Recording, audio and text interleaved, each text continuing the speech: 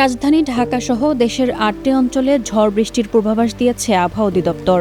সোমবার দুপুরে দক্ষিণ বা দক্ষিণ পূর্ব দিক থেকে ঘণ্টায় ৪৫ থেকে ৬০ কিলোমিটার বেগে এই অস্থায়ী ঝোড়ো হাওয়া বয়ে যেতে পারে।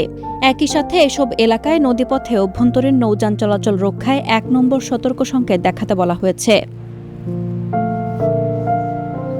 আবহাওয়া অফিসের তথ্য অনুযায়ী খুলনা, বরিশাল, পটুয়াখালী, নোয়াখালী, কুমিল্লা, চট্টগ্রাম, কক্সবাজার ও সিলেট অঞ্চলের ওপর দিয়ে দক্ষিণ বা দক্ষিণ পূর্ব দিক থেকে ঘণ্টায় ৪৫ থেকে ৬০ কিলোমিটার বেগে অস্থায়ীভাবে ঝোড়ো হাওয়া বয়ে যেতে পারে।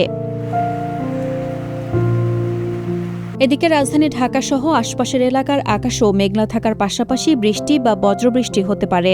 গত ২৪ ঘণ্টায় ঢাকায় ৫ মিলিমিটার বৃষ্টি রেকর্ড করা হয়েছে, যার প্রভাবে দিনের তাপমাত্রা সামান্য কমতে পারে। কেবল এই ৮ অঞ্চলই নয়, খুলনা, বরিশাল, চট্টগ্রাম ও সিলেটের অনেক জায়গায় এবং দেশের অন্যান্য বিভাগে হালকা থেকে মাঝারি এবং কোথাও কোথাও ভারী বর্ষণের সম্ভাবনা রয়েছে।